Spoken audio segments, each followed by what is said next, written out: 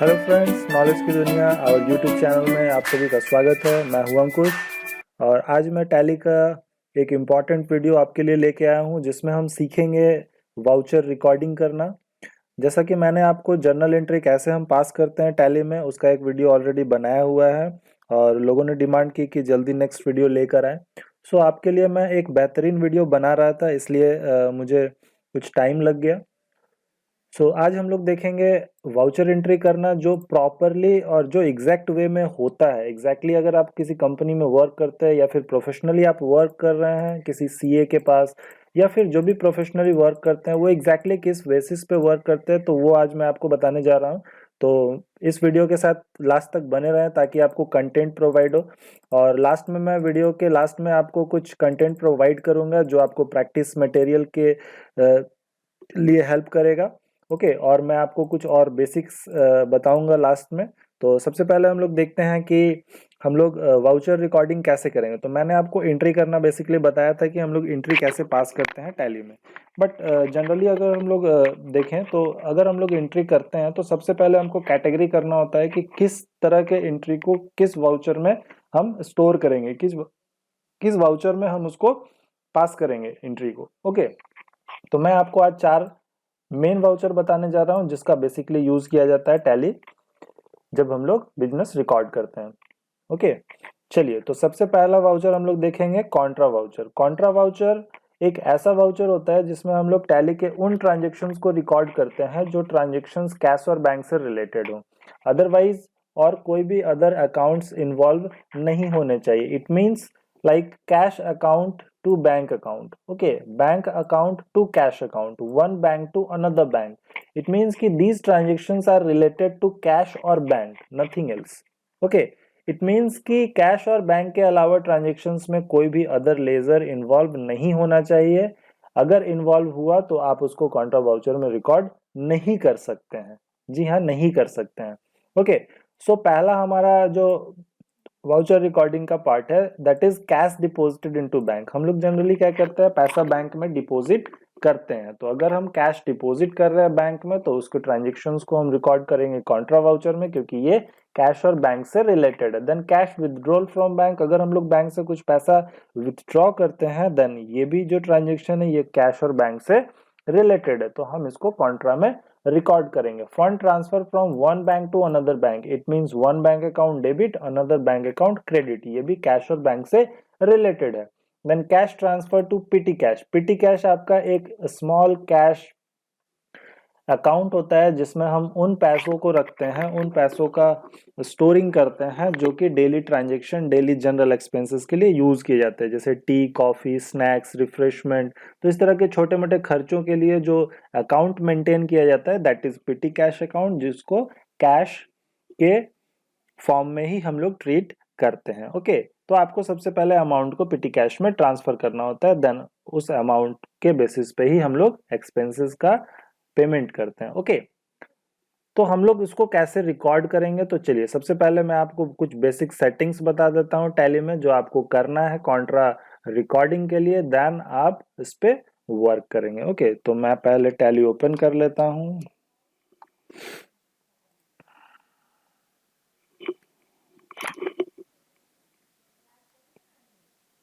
इससे पहले वाली अगर आपने वीडियो नहीं देखा है तो प्लीज उस वीडियो को देख लें जिसमें मैंने आपको लेजर कैसे बनाएंगे और जर्नल एंट्री कैसे करेंगे ये सारे वीडियोस क्लियर कर दिए हैं, कंपनीज बनाना वगैरह।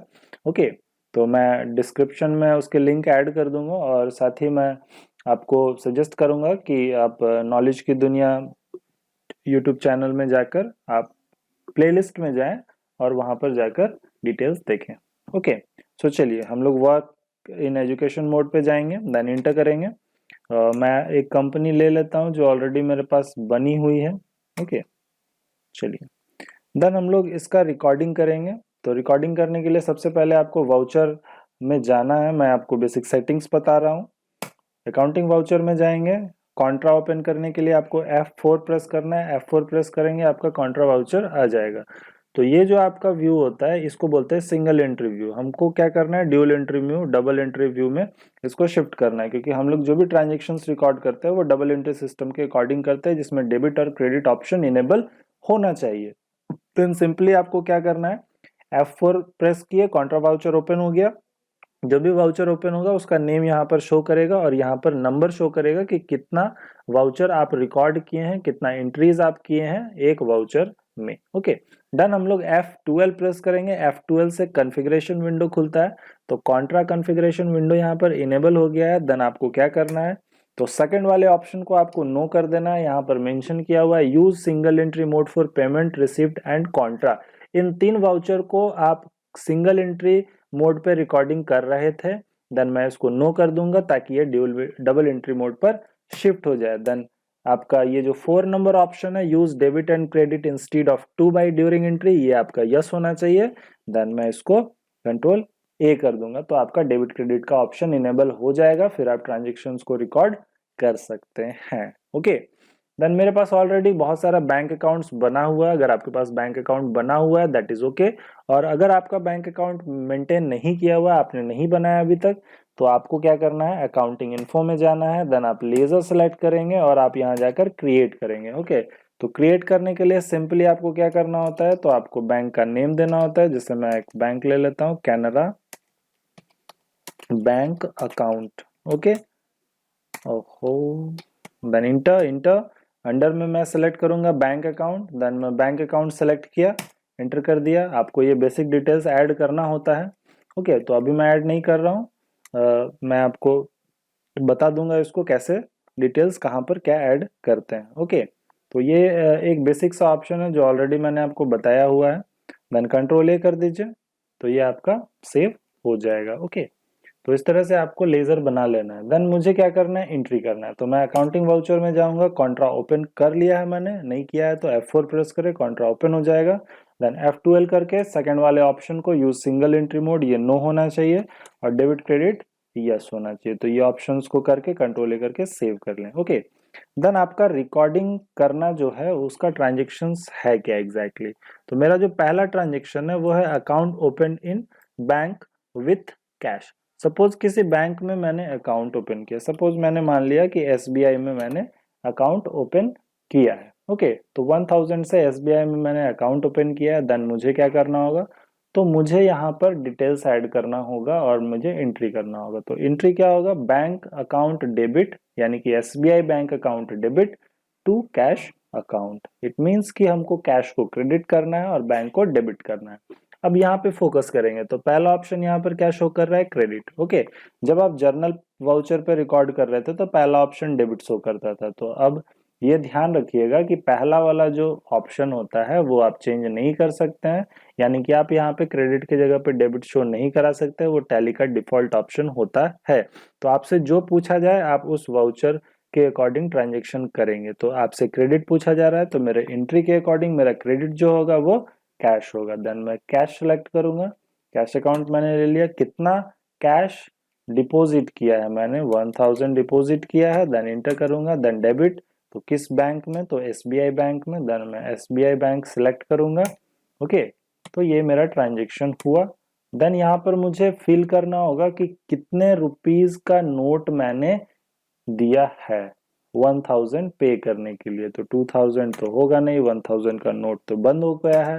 देन 5000 का सपोज मैंने 2 नोट दिया है, तो मैं 5000 इंटू 2 फिल करूंगा। जब आप कैश डिपॉजिट करते थे तो आपको याद होगा कि आपको एक पेन स्लिप भरना होता था जिसमें आपको ये फील करना होता था कि कितने नंबर्स हैं 100 के नोट के, कितने नंबर है आपके 1000 के, 500 के, 2000 के।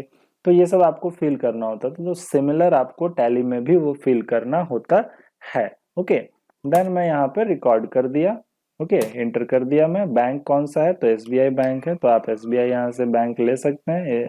नॉट एप्लीकेबल है, स्पेसिफिक बैंक अगर लेना है तो आप यहाँ पे एसबीआई बना सकते हैं। ओके, एंटर कर दीजिए। देन नरेशन मैंने आपको बोला था लिखने के लिए, तो क्या लिखेंगे, तो being account open in SBI with rupees 1000। Alright, तो इस तरह से आपको ट्रांजेक्शन रिकॉर्ड करना है। देन कंट्रोल ए करके मैं सेव कर दूंगा। तो ये एक पर्टिकुलर ट्रांजेक्शन रिकॉर्ड हुआ जो स्पेसिफिक कॉन्ट्रा में ही रिकॉर्ड होगा। ओके, आप जैसा कि यहाँ देखेंगे लिस्ट ऑफ लेजर्स में मेरे पास बहुत सारे लेजर बने हुए हैं, लेकिन मेरे पास उन लेजर में केवल और केवल कैश और बैंक के अलावा कोई भी लेजर दिख नहीं रहा है, क्योंकि कॉन्ट्रा आपको केवल अलाउ करता है कैश और बैंक लेजर का ट्रांजेक्शन रिकॉर्ड करने के लिए। इसके अलावा डेबिट या क्रेडिट में कोई भी अदर अकाउंट इन्वॉल्व होता है, इट मीन्स कि क्रेडिट या डेबिट में कोई भी कैश और बैंक के अलावा कोई अकाउंट आता है तो आप उसको कॉन्ट्रा में रिकॉर्ड नहीं कर सकते हैं, ना ही हम लोग रिकॉर्ड करेंगे। ओके, सबके लिए अलग अलग ऑप्शन होता है। देन सिमिलरली मुझे अगेन ट्रांजेक्शन रिकॉर्ड करना है कैश डिपॉजिटेड इनटू बैंक। तो cash deposited into bank means कि बैंक अकाउंट फिर से डेबिट होगा और कैश अकाउंट क्रेडिट होगा। तो ये जो ट्रांजेक्शन है, ये आपका ट्रांजेक्शन जो है ये फिर क्या होगा कि कॉन्ट्रा में रिकॉर्ड होगा, क्योंकि यहाँ पर कैश और बैंक लेजर आ रहा है। जब भी आपका डेबिट और क्रेडिट में कैश और बैंक लेजर आएगा, चाहे वो कैश डेबिट में हो, चाहे कैश क्रेडिट में हो, बैंक डेबिट में हो या फिर बैंक क्रेडिट में हो, इन दोनों लेजर को अगर आप डेबिट क्रेडिट में देखते हैं तो आप उसको तुरंत ही कॉन्ट्रा वाउचर में रिकॉर्ड करेंगे। ऑल राइट, तो आपने समझ गया कॉन्ट्रा वाउचर में कैसे रिकॉर्ड करेंगे। देन हम लोग आते हैं दूसरे वाउचर में, जिसका नाम है आपका पेमेंट वाउचर। तो नेम में ही मेंशन है पेमेंट। इट मींस कि अगर आप अपने बिजनेस में किसी पार्टी को पेमेंट कर रहे हैं, किसी सप्लायर को पेमेंट कर रहे हैं, या फिर सैलरी पे कर रहे हैं, कोई खर्च का पेमेंट कर रहे हैं जैसे इलेक्ट्रिसिटी, रेंट, कमीशन पे कर रहे हैं, तो जो भी पेमेंट आप करते हैं, चाहे वो कैश से पेमेंट करें या फिर आप चेक से पेमेंट करें, तो वो सारे पेमेंट का ट्रांजेक्शन्स का जो रिकॉर्डिंग होगा वो आपका पेमेंट वाउचर में होगा। इट मीन्स कि all the payment voucher should be recorded in payment voucher। Okay, चलिए तो हम लोग कैसे रिकॉर्ड करेंगे। तो पेमेंट वाउचर में जाने के लिए आपको सबसे पहले क्या करना है, तो मैं प्रेस करूंगा F5 से आपका पेमेंट वाउचर इनेबल होगा। पेमेंट वाउचर में जाने के बाद अगर आपको डेबिट क्रेडिट यहाँ दिखता है तो ठीक है, अगर नहीं दिखेगा तो आपको F12 करना है और सेकेंड वाला ऑप्शन को आपको नो कर देना है, जहां पर मेंशन होता है कि use single entry mode for payment receipt and Contra. तो ये ऑप्शन हमेशा नो करके आप वर्क करेंगे। ओके, चलिए तो डेबिट क्रेडिट आ गया। सपोज मुझे सैलरी पे करना है, तो सैलरी पे करना है इट मीन्स आपका पेमेंट है। मुझे रेंट पेड का एंट्री करना है, वो पेमेंट है। मुझे कमीशन पेड का एंट्री पे करना है, वो आपका पेमेंट ऑप्शन है। तो पेमेंट ऑप्शन, पेमेंट वाउचर, वो आपका तब इनेबल होगा जब आपको पेमेंट का ट्रांजेक्शन करना होगा, चाहे वो पेमेंट कैश में हो, चाहे वो पेमेंट चेक में हो, या किसी भी अदर मोड पे पेमेंट हो, वो पेमेंट होना चाहिए। ओके, चलिए तो हम लोग यहाँ पर सैलरी पेड कर रहे हैं, तो सैलरी पेड कर रहे हैं, तो जब मैं स्पेस किया तो मेरे पास सैलरी अकाउंट यहाँ पर बना हुआ है। अगर आपने सैलरी अकाउंट नहीं बनाया है तो आप सैलरी अकाउंट बनाएं, और सैलरी अकाउंट मीन्स आपको इनडायरेक्ट एक्सपेंसेस के अंदर में उसको रखना है। ओके, देन मैं सैलरी अकाउंट यहाँ पर ले लिया। सपोज मुझे 3000 सैलरी पे करना है, तो मैं 3000 सैलरी ले लिया और मैं इसे SBI बैंक के थ्रू पेमेंट कर रहा हूँ, तो मैं SBI बैंक ले लिया। ओके, ठीक है, ऑलराइट। चलिए देन मुझे क्या करना है, मुझे यहाँ पर नंबर लिखना होगा कि आप जो पेमेंट किए हैं बैंक से, तो चेक से पेमेंट किए होंगे या फिर जो भी ट्रांजैक्शन आईडी होगा वो आप यहाँ पे मेंशन करेंगे। ओके, देन आपको एंटर करना है। एंटर करने के बाद आपका नरेशन ऑप्शन आएगा। नरेशन में आपको यहाँ पे लिखना होगा कि being salary paid to Mohan. Alright, then control A कर देंगे, तो ये आपका पेमेंट वाउचर हो गया। जो भी पेमेंट आप करेंगे, आप जैसे कि डेली एक्सपेंसेस कुछ कर रहे हैं, जनरल एक्सपेंसेस मान लीजिए, ठीक है, रिफ्रेशमेंट के लिए आपने पेमेंट किया, आपने प्रिंटिंग के लिए पेमेंट किया, आपने स्टेशनरी के लिए पेमेंट किया, आपने रेंट पेड किया, तो ये सारा पेमेंट जो है वो पेमेंट वाउचर में रिकॉर्ड होगा। तो रेंट पेड, सपोज आपको रेंट पेड का एंट्री करना है, सपोज आपको स्टेशनरी पेड का एंट्री करना है, तो आपको स्टेशनरी को यहाँ पे मेंटेन करना होगा। तो स्टेशनरी का मेरे पास यहाँ राइट साइड में देखिए, यहाँ पे कोई भी लेजर बना हुआ नहीं है, तो मैं लेजर बनाऊंगा। ओके, तो लेजर बनाने के लिए अब आपको वापस से बैक नहीं जाना है। जब आप एंट्री करते हैं और एंट्री करने के साथ में आपको लेजर बनाना होता है, तो आपको सिंपली क्या करना है कि Alt+C प्रेस करना है। जैसे ही आप Alt+C प्रेस करेंगे, वो आपका डायरेक्ट लेजर विंडो में आ जाएगा। तो यहाँ पे मैं बना देता हूँ स्टेशनरी।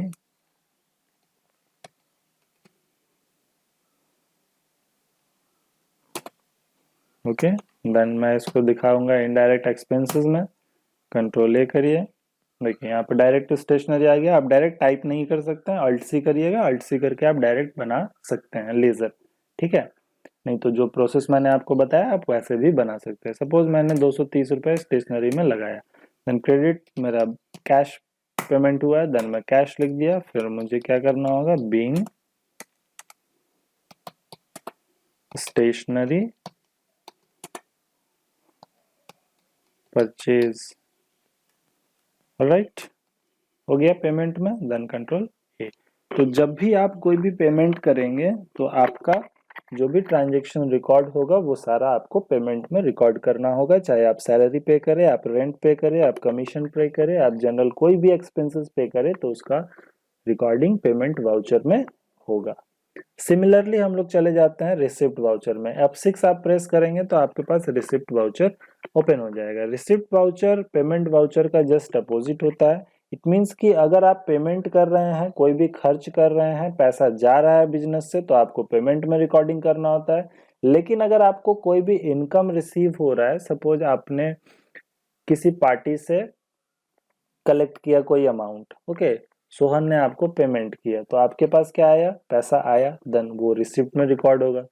आपको अगर रेंट मिल रहा है, आपको बिजनेस में आपको इंटरेस्ट मिल रहा है बैंक से, आपको कोई भी अदर एक्सपेंसेस अगर आप कर रहे हैं तो पेमेंट में रिकॉर्ड कर रहे हैं। उसी तरह से कोई भी अगर आपको रिसीविंग होता है, कोई भी आपको इनकम होता है, तो वो सारा आप रिकॉर्डिंग करेंगे रिसीट वाउचर में। जैसे कि rent receive, interest receive, dividend receive, commission receive, ठीक है, आपने पार्टी को सेल किया, वो आपको पैसा दिया, वो वाला, या फिर आपका कोई डेटर से पैसा बाकी था, वो कस्टमर आपको पेमेंट किया, वो अकाउंट।